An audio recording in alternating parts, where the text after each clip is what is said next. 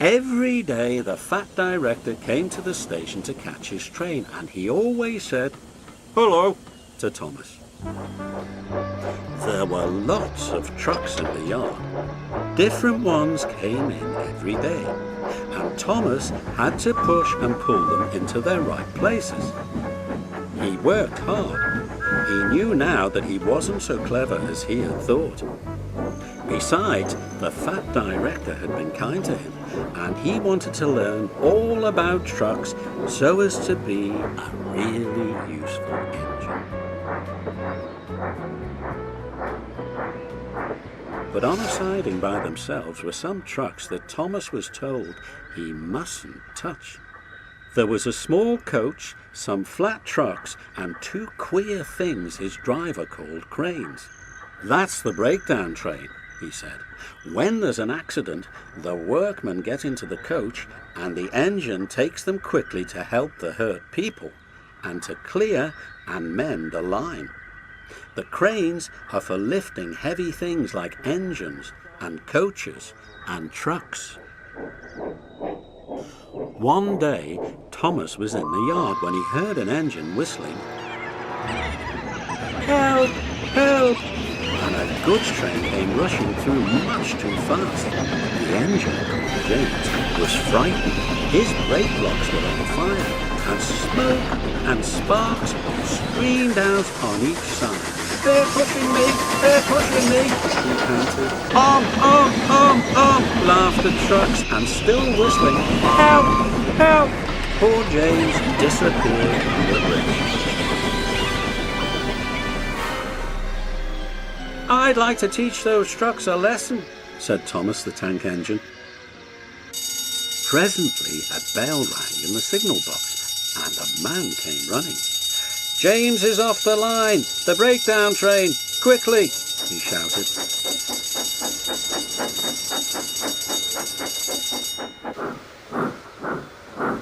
So Thomas was coupled on, the workmen jumped into their coach, and off they went.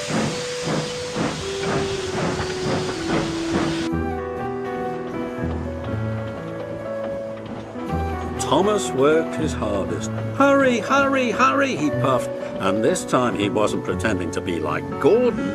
He really meant it. "Bother those trucks and their tricks," he thought. "I hope poor James isn't hurt." They found James and the trucks at a bend in the line. The brake van and the last few trucks were on the rails, but the front ones were piled in a heap. James was in a field with a cow looking at him, and his driver and fireman were feeling him all over to see if he was hurt. "Never mind, James," they said. "It wasn't your fault. It was those wooden brakes they gave you. We always said they were no good." Thomas pushed the breakdown train alongside. Then he pulled the unhurt trucks out of the way. "Oh dear! Oh dear!" they groaned. "Serves you right! Serves you right!" puffed Thomas crossly. He was hard at work, puffing backwards and forwards all the afternoon. "This'll teach you a lesson, this'll teach you a lesson," he told the trucks. And they answered, "Yes, it will, yes, it will," in a sad, groaning, creaky sort of voice.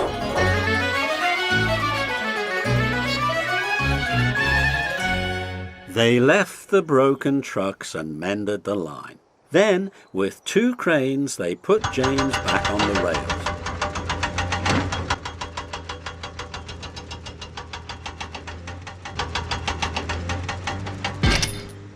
He tried to move, but he couldn't, so Thomas helped him back to the shed.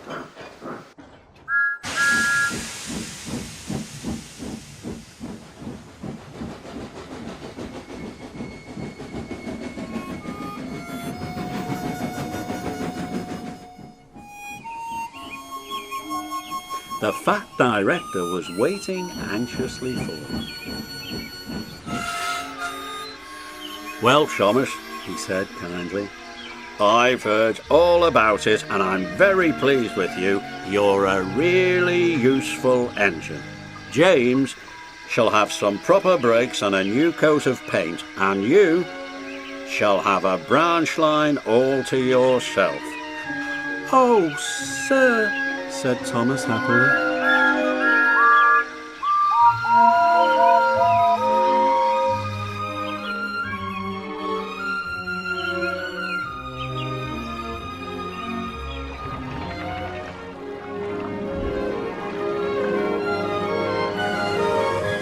Now Thomas is as happy as can be.